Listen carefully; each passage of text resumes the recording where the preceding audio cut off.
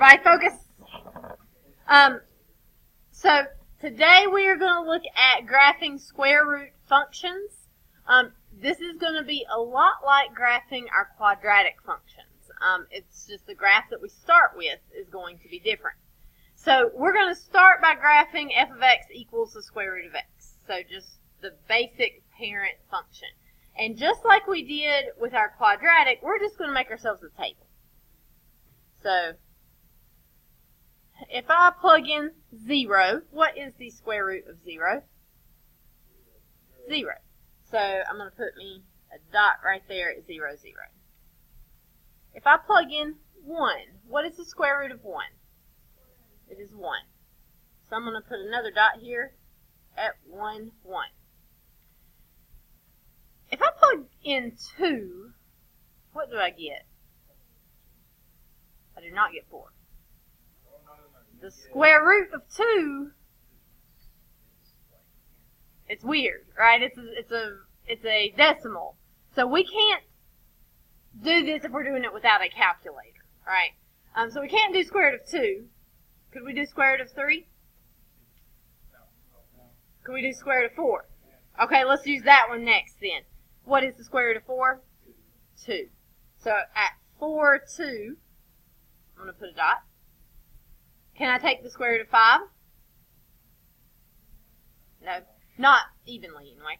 6, 7, 8, 9. Okay, square root of 9 is 3.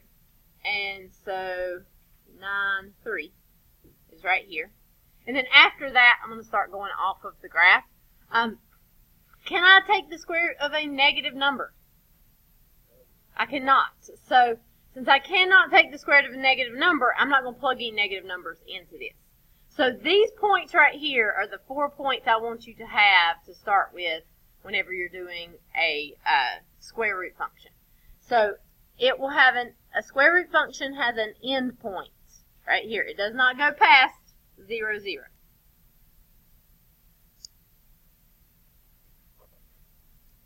Unless it's been moved up, down, left, or right, which we'll see in a minute.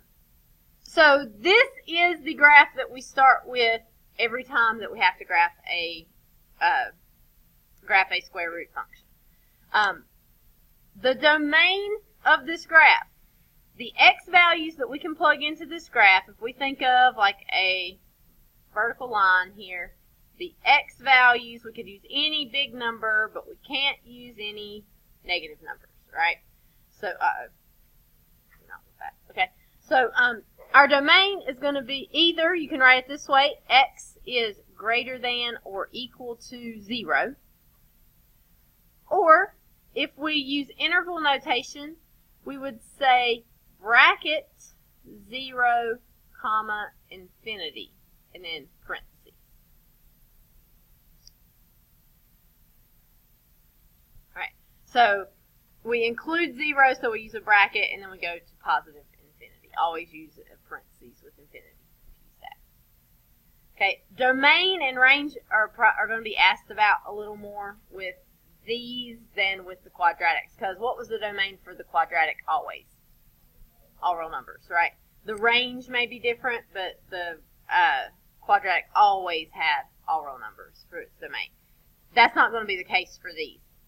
In this case, the range, if we think of like a horizontal line, any of these numbers, oops, get that back where it's supposed to be. Any of these numbers, any of the bigger numbers are fine because this graph right here, it's going to the right, but it's also going up a little bit, more slowly than a quadratic, but it's going up forever. So you can have any positive y value, but what's the lowest y value that you can have? 0. So it's going to be very similar. We're going to have y is greater than or equal to 0, or 0 to infinity for our domain, for our range.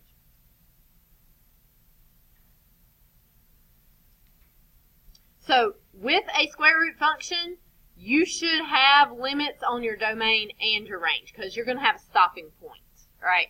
And you can't go above or to the left or right of that stopping point So domain and range will never be all real numbers for these problems. Okay, so if it's a square root function, you will never have all real numbers for domain and range.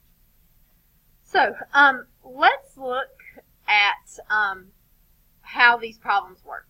The good news is if you already know how to graph a quadratic, you pretty much already know how to graph a square root once you know what this looks like. I am going to throw one new thing in I didn't make you guys do with the square root. So whenever I look at this, I do not see any parentheses. But if I wanted to put some parentheses somewhere, I could put the parentheses around this x minus h, right? So whenever we have something added or subtracted inside of the square root, that is like having something inside of the parentheses on a quadratic. And when we have something added or subtracted on the inside of the parentheses, what does it do to the graph? What is it, Kayla? It moves it left or right. Does it go the direction of the sign or opposite direction? Opposite direction. So that H right there, it's going to move the graph left or right. And we might want to put in here opposite direction.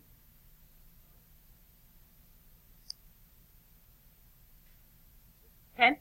Much like the quadratics, this K right here, trace what's the K going to do if we have a number added outside of the parentheses out on the end? Up or down. So K moves the graph up or down. And it will go in the correct direction. If you have a plus 7, it'll go up 7. If you have a minus 2, it'll go down 2. And who can remember what C does, this number that's multiplied out front? Okay, what does it do, Brianna? It'll make it skinnier or fatter. So this is what we call a vertical expansion. Expansion being taller and skinnier, or compression.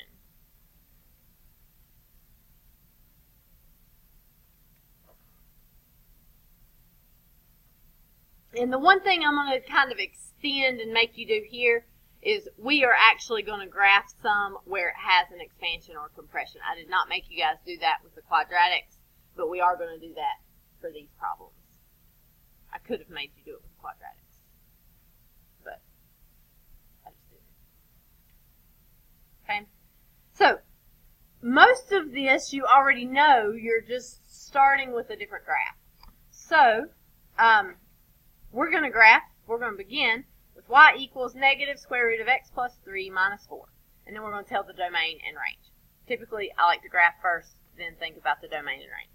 So we know we're going to start with the square root of x. So square root of x, square root of 0 is 0, square root of 1 is 1.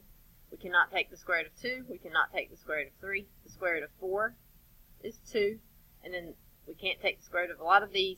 And the square root of 9 is 3. So I'm going to put those blue dots there. Those are my starting points. Okay, so now let's look at our equation and let's decide what's going to happen to the graph. Okay, so I've got three things here that are different than just having a square root. I have this negative out front, I have this plus 3 on the inside, and I have this minus 4 on the outside. Okay, so Aaron, tell me one thing that's happened to this graph. Okay, it is flipped upside down. So this negative right here tells me flipped over the x-axis. Then, Brandon, tell me one other thing that has happened to this graph.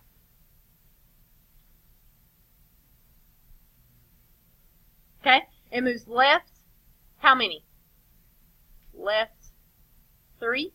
And then Colton, that minus 4 right there, what's that going to do to the graph?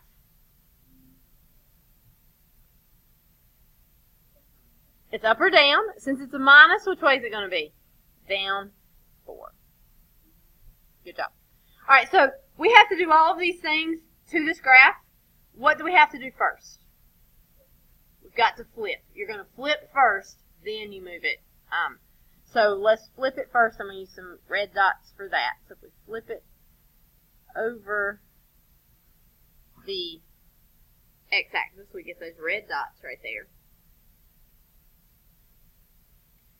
And then we are going to move the graph to the left 3 and down 4. So the left 3, 1, 2, 3, down 4, 1, 2, 3, 4. So left 3, down 4. We will get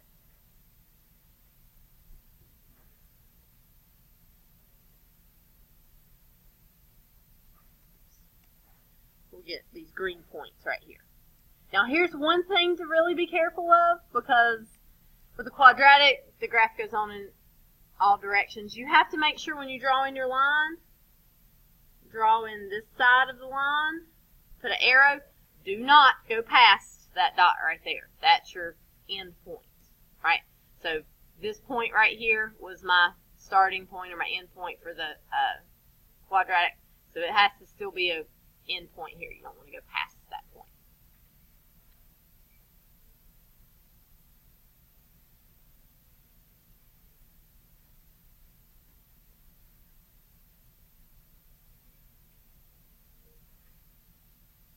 Okay, questions?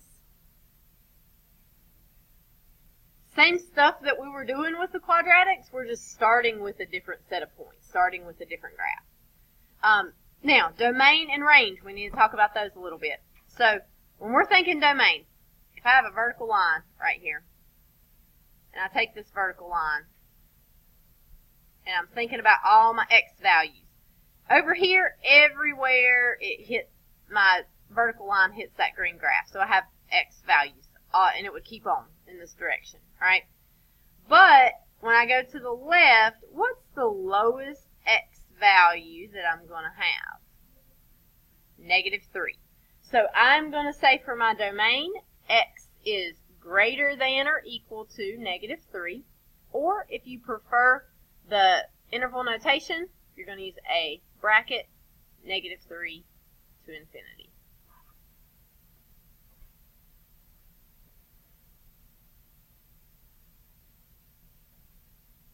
Okay?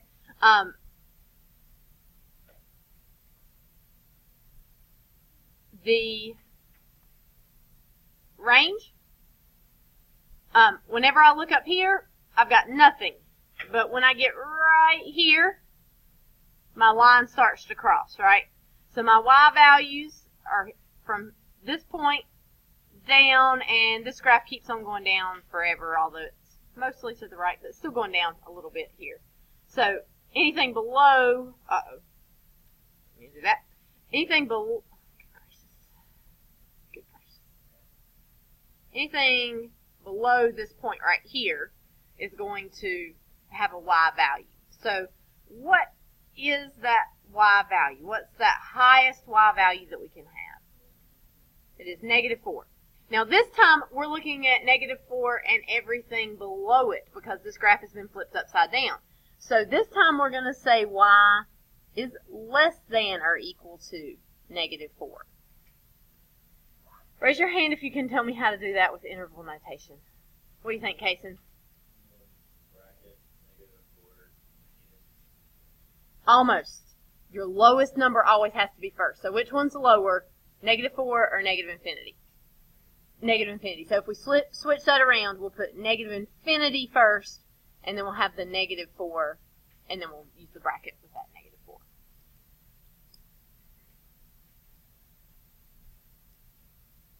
So whenever you write interval notation, you always have to put the lowest first. So if you have a -infinity, it has to come first, and then it goes up to -4.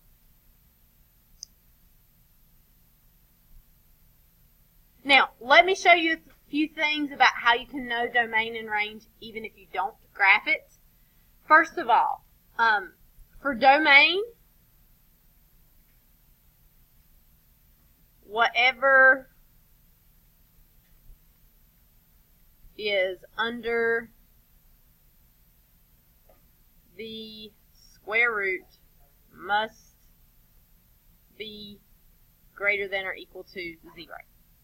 Right? whenever we take the square root of something, it has to be positive, because if we take the square root of a negative number, what do we get? We get i's, and i's aren't real things that we can graph, right? So whenever we, like for this problem, if I had not graphed it, I could have done this. I could have taken what is under the square root, which is x plus 3, and said that has to be greater than or equal to 0. And then if I solve that, I would subtract 3 from both sides. So x has to be greater than or equal to negative 3, which is what I got for my domain.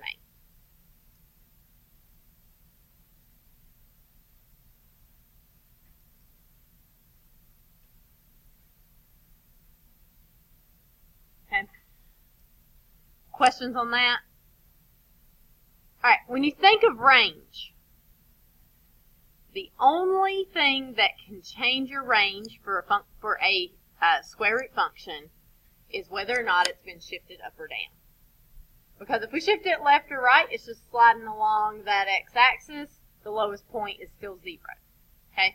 And, well, I guess there's two things. There's whether or not it's shifted up or down, and whether or not it's flipped upside down. Okay? So we're always going to look at that vertical shift. So when I see that it's been shifted down 4, I know that where my end point right here used to be at 0, now it's at negative 4. It doesn't really matter where it's at on the x-axis. And because it's flipped, it's going to be y is less than or equal to negative 4 instead of y is greater than or equal to negative 4. So if it's flipped, it's going to be y is less than or equal to.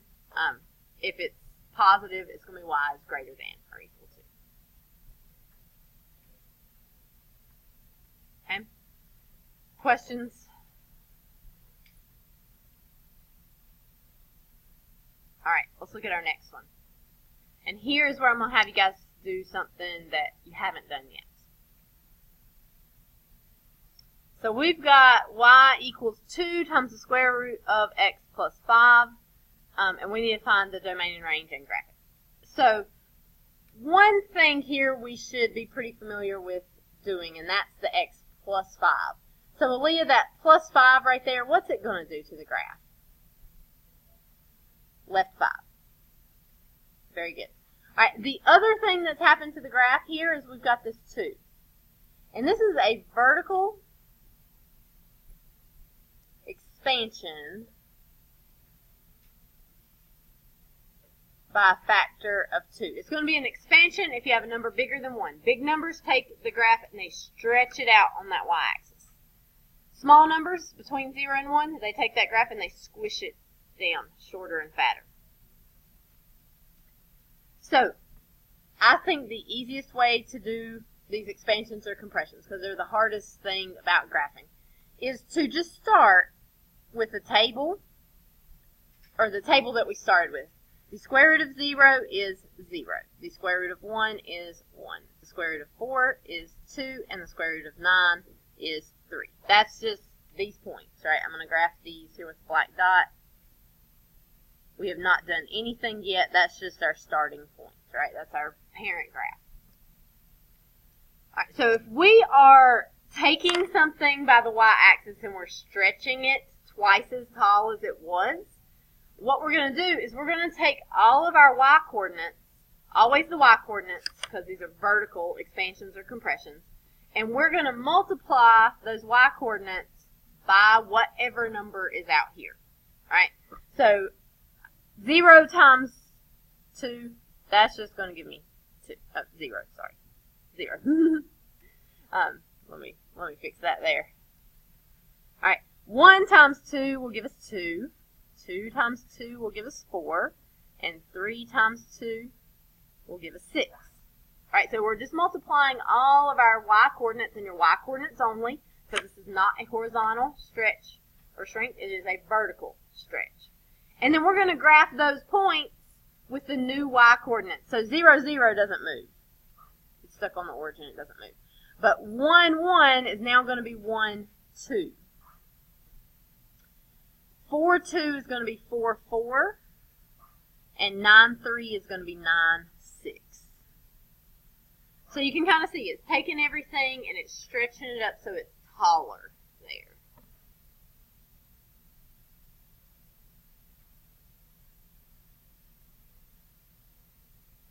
So you may even want to put yourself a note right here. Vertical expansion, multiply y coordinates. You must do your vertical expansions and compressions before you shift anything left, right, up, or down. Okay, always do expansions and compressions or flips before you shift anything up, down, left, right.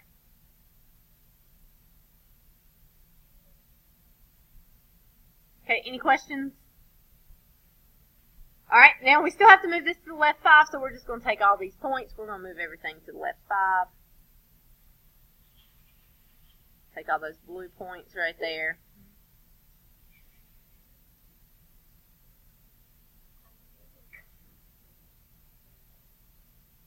And move everything, and then we can draw in our line.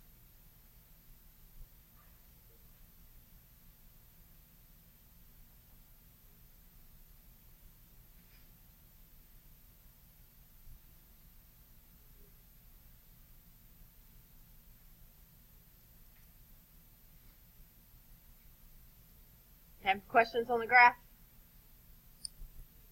All right, so next, we have to tell domain and range. You could look at the graph, or if you want to for domain, you could take what's under the square root, x plus 5, and say that that has to be greater than or equal to 0. So if you subtract 5 from both sides, x is greater than or equal to negative 5. So we'd say x is greater than or equal to negative 5, or we could write negative 5 to infinity. And if you look at the graph, negative 5 is as far as you go on the x-axis this way, and you don't go below this, so it's everything negative 5 and above.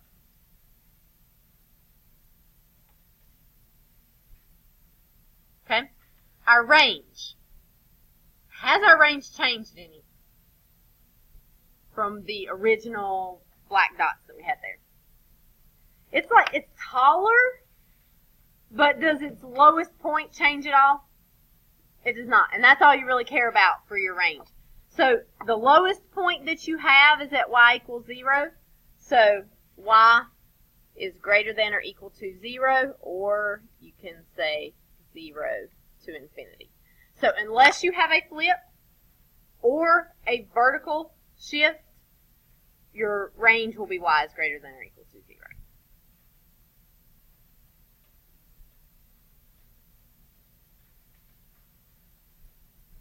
Okay, any questions? All right. Here's our next one.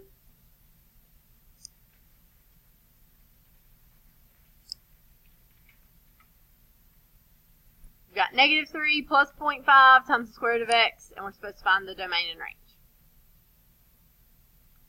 So here, I've got two things that have happened to the graph. I've got this minus 3, and I've got this 0.5. Okay, so this one is a little bit tricky because normally this minus 3 is not written in the very front. What is that minus 3 doing to the graph?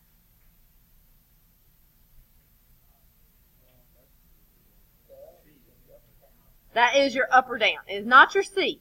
Because your C, your vertical expansion, or compression in this case,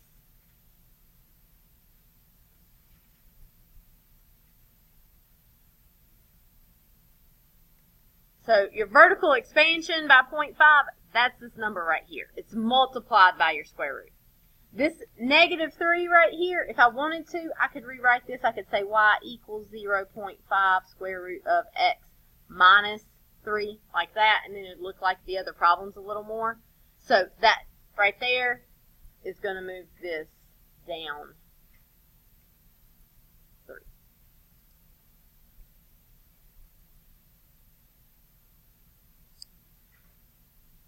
So we have a vertical compression here.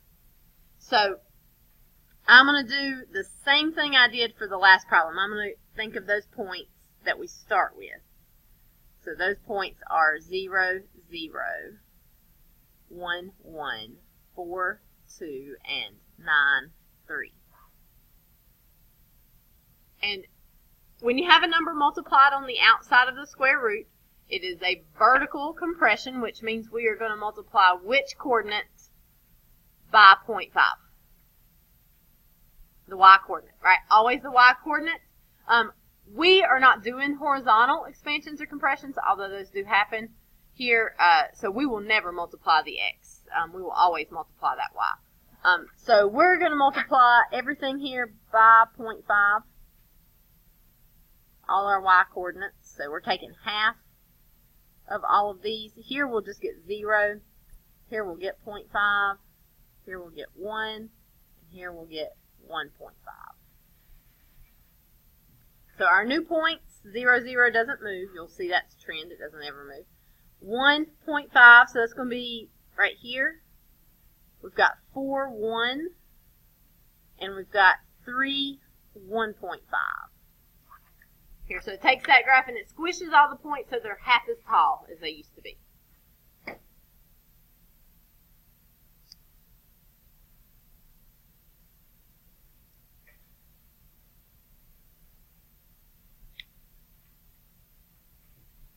Okay, the other thing we have to do is move this graph down 3.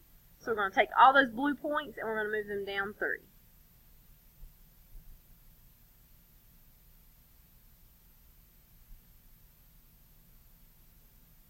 And then we'll draw in our line.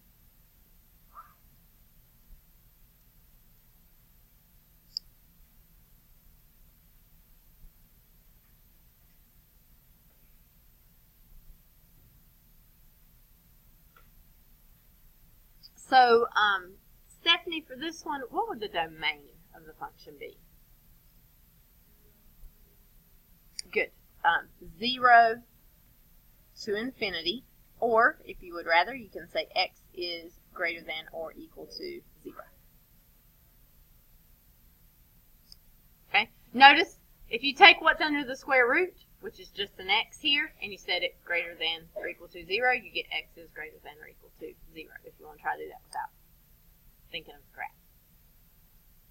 Okay, you can also see x coordinates on the x-axis right here is where we start. Our x coordinate there is 0. All right, our range has changed this time because we had a vertical shift. So when we look at this, David, what would we get for our range on this last one? Okay, so y is greater than or equal to, do you really mean 3?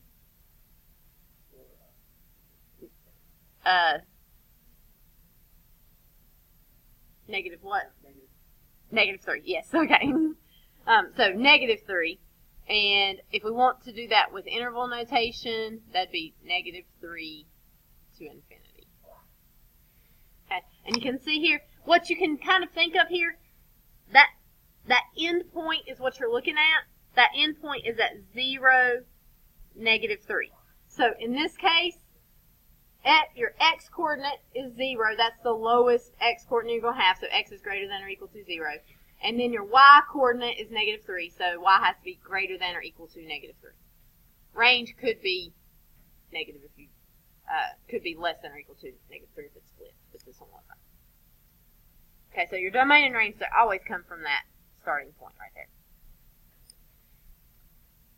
Alright, let's just do just a couple more. And we're not going to graph these. Okay, we're just going to tell domain and range. We're going to picture graphing them, but we're not going to actually graph them. So if I look at number 4, okay, this is what I would do. The first thing I would do, if I don't have a graph, I usually just use the algebraic way of finding domain. Whatever is under that square root, x minus 3, it cannot be negative. So that means it has to be greater than or equal to 0. So if you move that 3 over to the other side, x has to be greater than or equal to 3. That's my domain. And if you think of what's happened here, that's been moved to the right 3. So that would make sense. That end point has been moved to the right 3. Now, I do not have any vertical shifts here. So my range is still 0. But I do have this negative right here that is a flip.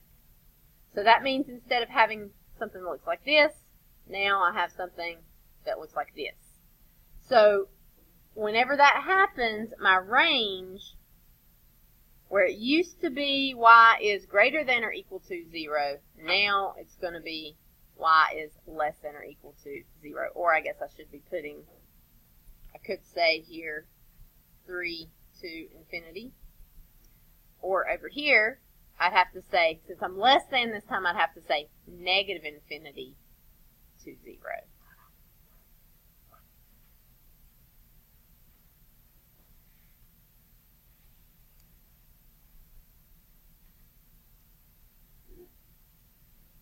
Okay, questions?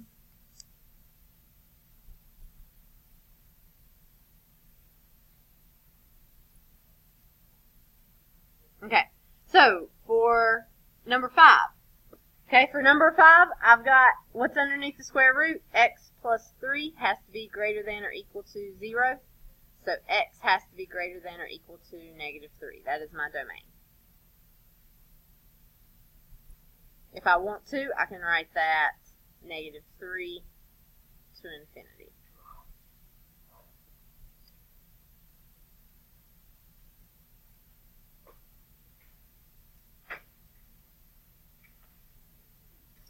Okay, the range here.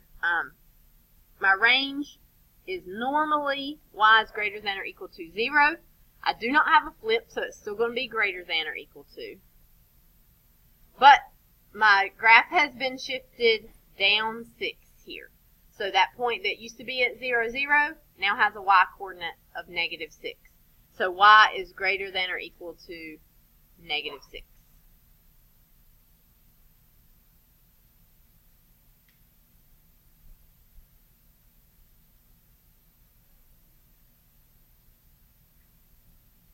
Okay, 6 is a trickier problem because you got to do a little bit of work before you even figure out what you got here. I've got an 8 and I've got a 2 that are both on the outside of the function, or out of the square root. So I need to combine those first. So the 8 and the 2 could give me this, negative 3 square root of x plus 10.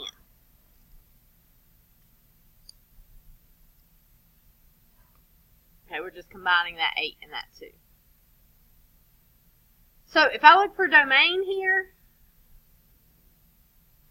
what is underneath the square root is just x. So x has to be greater than or equal to 0. This graph has not been shifted to the left or right, so it still has the same domain. Okay, for our range, well, first of all, this 3 right here, the 3 that we have here, it does nothing to domain or range. Okay, it stretches things out, shrinks them down, but it does not change where that end point is. Just like with quadratics, when we had a graph that was stretched out or shrunk down, it didn't change where the vertex was, right? That vertex stayed in the same point. So this does not change anything. But the negative does. What does the negative tell me about my range? Less than or equal to. And since this has been moved up 10, my range is going to be y is less than or equal to positive 10. Or I guess I should be putting, or here I could have 0 to infinity. And here I would have negative infinity to 10.